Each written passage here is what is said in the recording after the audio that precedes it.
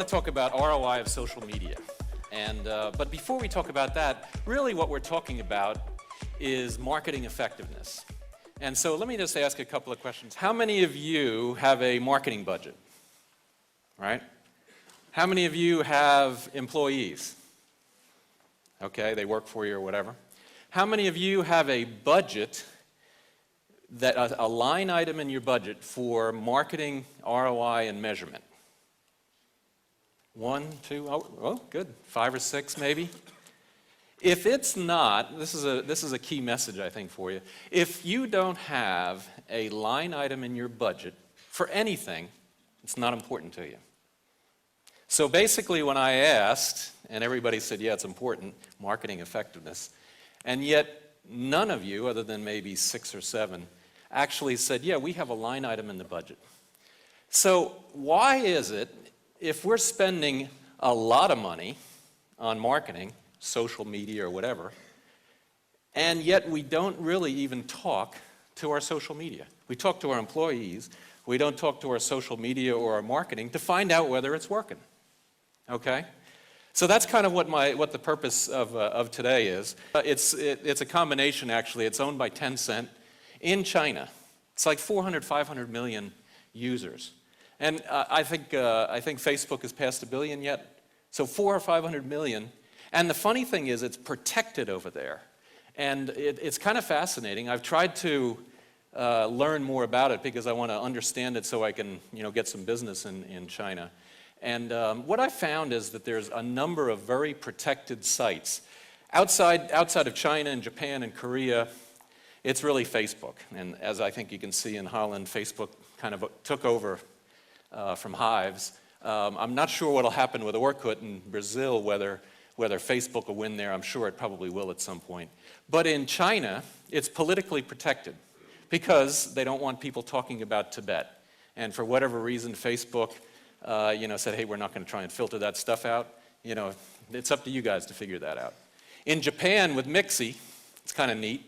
Mixi actually, I think, has gone probably the furthest in terms of combining social media and purchase. And in Japan in general, you can purchase stuff right on your phone very easily, very quickly. You have money in there, bang, you can buy stuff. And Mixi is then the social network in Japan. I don't think it'll be very easy for Japan, for Facebook to beat that. I think it'll be very difficult because I think Mixi really does a great job. The goal for a marketer is to deliver messages to get your customers or non-customers to become your customer and buy stuff. That's what the goal of marketing is. Marketing does that. Of course, there's product, price, and place, but they do that through the delivery of messages. And it doesn't matter what the channel is, whether it's TV, radio, print, or of course then social media. Now the problem is, though, for social media for a lot of brands, is that you have customer service in the middle. Hey, my cable went down. My cell phone doesn't work.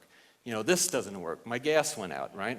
So we need to, if we really want to understand how successful our marketing is, we need to separate out the customer service and operational issues from the actual advertising, the message delivery mechanism. Okay. But if I mention Coca-Cola in a face-to-face setting, that happens actually more times than the brand Coca-Cola being mentioned in social media. Face-to-face and word of mouth is the biggest yet.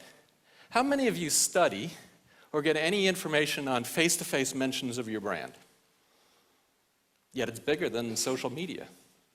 So basically, we're wasting our time here today. We should be talking about face-to-face, word of mouth. So what that means is, for those of you that think that you need a different social media strategy from a marketing strategy, that no longer is the case, right? I think we all kind of agree with that.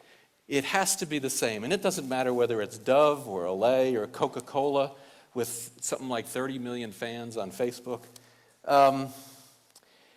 So social media is just another media channel, and it's part of our marketing strategy. And we as marketers then need to know one of my analysts calls it the rub-off effect. How does TV rub off on social media, and how does social media rub off on incremental value for TV? So the point is not that we can't measure. We absolutely can measure everything. So when your boss comes to you and says, why aren't you measuring social media? It's not because you can't. It's because there's a cost related to it.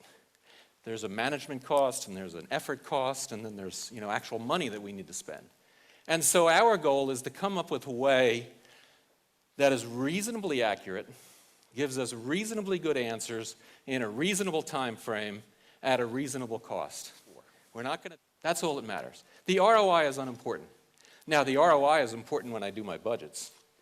The ROI is important for the CFO and the accounting guys, but it is absolutely not important to me as a marketer. What is important is that I can make a better tactical and strategic decision. That's it.